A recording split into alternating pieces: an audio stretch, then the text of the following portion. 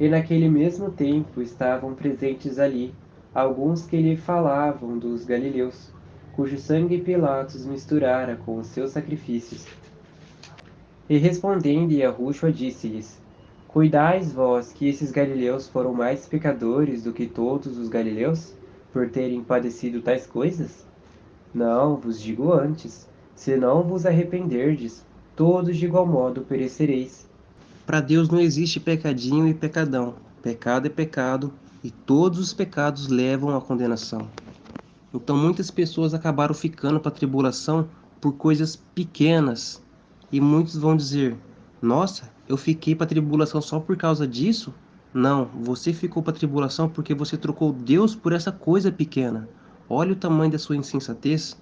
Não era para você trocar Deus por nada, muito menos por uma coisa sem valor. E agora vai ter que pagar o preço.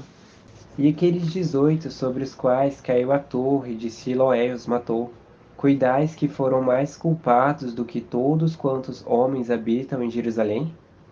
Não, vos digo antes, se não vos arrependerdes, todos de igual modo perecereis. E agora o único pecado que vocês não podem cometer é de negar o nome de Yahushua. Por isso que nesse período que vocês vão ficar assistindo o canal Azeite na Lâmpada e o Espírito Santo ministra, e também vão estar lendo a palavra e se enchendo das promessas, vocês vão estar se preparando para que assim quando chegar a hora vocês possam dar a vida e não vão cometer o pecado de negar o nome dele. E lembre-se, ensinem também as crianças, não deixem as crianças de fora, ensinem elas também. E dizia esta parábola: Um certo homem tinha uma figueira plantada na sua vinha, e foi procurar nela fruto, não o achando. E disse ao vinheteiro: Eis que há 3 anos venho procurar fruto nesta figueira, e não o acho. Corta, porque ocupa ainda a terra inutilmente? E respondendo ele, disse-lhe: Senhor, deixa este ano até que eu a escave e a esterque, e se der fruto ficará, senão, depois a mandarás cortar. Então a palavra de Deus era o adubo para fazer com que você crescesse espiritualmente e desse fruto, o qual era ser obediente à palavra de Deus. E sendo obediente à palavra de Deus, quando acontecesse o arrebatamento, você subia. Mas como você estava sendo uma árvore seca, não dando fruto, acabou que o fruto que você deu foi o de ficar, deu frutos para a terra. E agora, o único fruto que você tem que dar é o de dar a sua vida, morrer por Yahushua. E ensinava no sábado, numa das sinagogas. E eis que estava ali uma mulher que tinha um espírito de enfermidade. Havia já 18 anos, e andava encurvada e não podia de modo algum endireitar-se.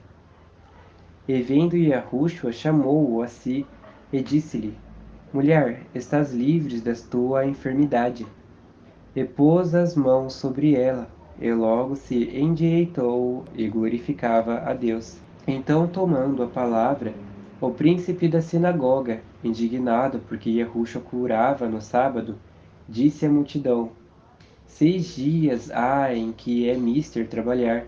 Nestes, pois, vinde para serdes curados, mas não no dia de sábado. Respondeu-lhe, porém, o Senhor e disse-lhe: Hipócrita, no sábado não desprende da manjedoura cada um de vós o seu boi, ou jumento, e não o leva a beber? E não convinha soltar desta prisão no dia de sábado esta filha de Abraão, a qual há 18 anos Satanás tinha presa? Então o Senhor ele veio ao mundo para nos tirar da prisão de Satanás, a qual nos fazia cometer pecados.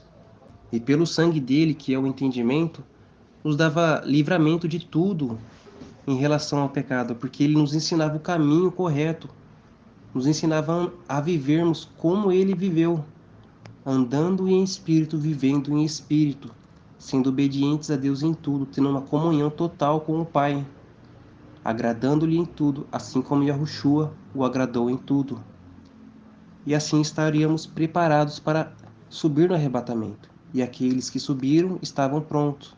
Outros foram pela misericórdia, mas aqueles que estavam sendo pecadores, esses não tinha jeito, realmente não subiu porque foram desobedientes à palavra do Pai. E dizendo a ele estas coisas, todos os seus adversários ficaram envergonhados, mas todo o povo se alegrava por todas as coisas gloriosas que era feito por ele. E dizia: a que é semelhante o reino de Deus? E a que compararei? É semelhante ao grão de mostarda que um homem, tomando-o, lançou na sua horta. Ele cresceu e fez-se grande árvore, em que seus ramos se alinharam às aves do céu. Por que Yahushua comparou o reino dos céus como um grão de mostarda? Ele não disse do tamanho de um grão de mostarda. Ele disse como um grão de mostarda. Isso porque o reino dos céus é o entendimento do alto, o entendimento que vem através da palavra de Deus, quando era dado pelo Espírito Santo. Porque a fé é dom de Deus. E por que Deus daria os seus dons às pessoas? Porque a palavra diz assim: aquele que tem os meus mandamentos e os guarda, este é o que me ama. E aquele que me ama será amado de meu Pai, e eu o amarei e me manifestarei a ele. E o Pai e o Filho vêm e faz morada nessa pessoa, que é quando ela recebe o Espírito Santo. E é o Espírito Santo que é a chave do reino de Deus, pois a porta é a palavra de Deus. Então, quando você lia a palavra de Deus, o Espírito Santo te dava mais entendimento. Conforme você ia obedecendo, ele abria mais a porta e ia dando mais entendimento. E assim você chegaria à plenitude, onde não mais se alimentaria de leite, mas de alimento sólido, porque a palavra de Deus diz assim: mas o mantimento sólido é para os perfeitos, os quais, em razão do costume, têm os sentidos exercitados para discernir tanto o bem como o mal. Então a pessoa já estava apta, pelo entendimento, a saber qual era a vontade de Deus e o que não era a vontade de Deus. E assim essa pessoa era dirigida pela palavra de Deus e guiada pelo Espírito Santo. Ela deixou de ser um menino, deixou de andar na carne, porque aqueles que andam na carne andam sendo dirigidos pelos seus pensamentos, por suas vontades, por seus desejos e por seus sentimentos, e também era guiado pelo entendimento mundano. O entendimento mundano é o reino de Satanás, e quem está no reino de Satanás tem a natureza de Satanás. Por isso que são pecadoras, por isso que são pessoas ruins. Mas aqueles que estão no reino de Deus são as pessoas que têm o entendimento do alto. E quem tem o entendimento do alto tem a natureza de Deus, como diz a palavra, pelo conhecimento daquele que nos chamou por sua glória e virtude, pelas quais ele nos tem dado grandíssimas e preciosas promessas, para que por elas fiqueis participantes da natureza divina, havendo escapado da corrupção que pela concupiscência há no mundo. Então aqueles que alcançaram o reino de Deus escaparam da corrupção, escaparam da carne, e já não vivem mais fazendo as concupiscências da carne. Toda concupiscência é pecado. Então aqueles que são obedientes à palavra de Deus e são guiados pelo Espírito Santo, a palavra diz assim: e nós conhecemos e cremos no amor que Deus nos tem. Deus é amor, e quem está em amor está em Deus, e Deus nele. O amor é o Espírito Santo, o amor é a obediência a Deus. Nisto é perfeito o amor para conosco, para que no dia do juízo tenhamos confiança, porque qual ele é, somos nós também neste mundo. Então a pessoa que está em amor é aquela pessoa que está sendo guiada pelo Espírito Santo e sendo obediente em tudo. E assim aquela pessoa que está em amor, está obedecendo tudo o qual a palavra diz e o Espírito Santo guia ela vai ter confiança no dia do juízo, porque ela sabe que não vai ser condenada, pois ela está sendo obediente em tudo.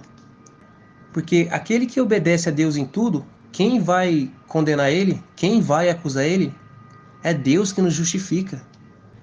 E a palavra diz mais: no amor não há temor, antes o perfeito amor lança fora o temor, porque o temor tem consigo a pena, e o que teme não é perfeito em amor. Nós o amamos a ele, porque ele nos amou primeiro. Então quem está em amor não tem temor, porque está obedecendo a palavra de Deus. O perfeito amor, a perfeita obediência, que é ser guiado pela palavra de Deus e pelo Espírito Santo, lança fora todo o temor. Mas aqueles que não estão no amor, não estão obedecendo a palavra de Deus, têm temor, porque não sabem para onde vai. E nós o amamos porque ele nos amou primeiro. Então, se ele não tivesse enviado o filho dele para pagar por nossos pecados, ter crucificado, morrido, subido ao Pai e enviado o Espírito Santo a nós, nós não estaríamos no amor dele, não estaríamos obedecendo a ele. Então agora você só vai amar a ele porque ele te amou primeiro. E qual foi a misericórdia de Deus por aqueles que ficaram? Foi ter deixado esse canal aqui, o azeite na lâmpada e o Espírito Santo, com todas as instruções que vocês devem fazer. E se vocês obedecer tudo o que o Espírito Santo fala através do canal Azeite na Lâmpada e o Espírito Santo ministra, vocês vão estar em perfeito amor e alcançarão a vida eterna. Porque o entendimento que contém aqui foi o Espírito Santo que deu. Então, se você rejeitar o que está sendo dito aqui, você não está rejeitando a nós, mas está rejeitando aquele que nos enviou. Então, seja prudente. Comece a se encher do entendimento de dar a sua vida. Comece a se encher da palavra de Deus e se encha das promessas. E lembre-se de estar constantemente orando e também de carregar consigo o verdadeiro nome do Filho, Yahushua HaMashiach. E se você andar conforme está sendo dito aqui, você vai alcançar a vida eterna. E lembre-se, quando chegar a hora de jogar o jogo, você vai viver naquele jogo em amor, em obediência. Você não vai viver a sua vida carnal lá. Você não vai viver os prazeres carnais nesses jogos. Você vai estar constantemente orando, esperando o seu corpo terreno morrer, a corrupção morrer. E assim que ela morrer, você vai renascer em espírito e será levado para o reino de Deus. E ali haverá o descanso eterno. E disse outra vez: a que compararei o reino de Deus? É semelhante ao fermento que uma mulher, tomando-o, escondeu em 3 medidas de farinha, até que tudo levedou. Que o reino de Deus, o entendimento do alto, purifica o espírito, alma e corpo. Tudo está santo para Deus agora, pois Ele santificou. E uma pessoa não pode se dizer santa sendo que ela está pecando. Uma pessoa que está pecando, ela não é santa. Ela tem que trabalhar para se tornar. Porque santo é aquele que não peca. Santo é aquele que vive como Yahushua viveu. E para chegar a esse ponto tinha que abandonar completamente esse mundo. Mas quem queria abandonar esse mundo? Estavam todos iludidos com esse mundo. Mas aqueles que foram inteligentes, os que estavam atentos, que tinham o entendimento que um dia iam morrer, começaram a correr atrás da vida eterna. Porque para eles já não fazia sentido ficar vivendo nesse mundo sabendo que um dia vão morrer. E percorria cidades e aldeias, ensinando e caminhando para Jerusalém. E disse-lhe um: Senhor, são poucos os que se salvam? E ele lhe disse: Porfiai por entrar pela porta estreita, porque eu vos digo que muitos procurarão entrar e não poderão.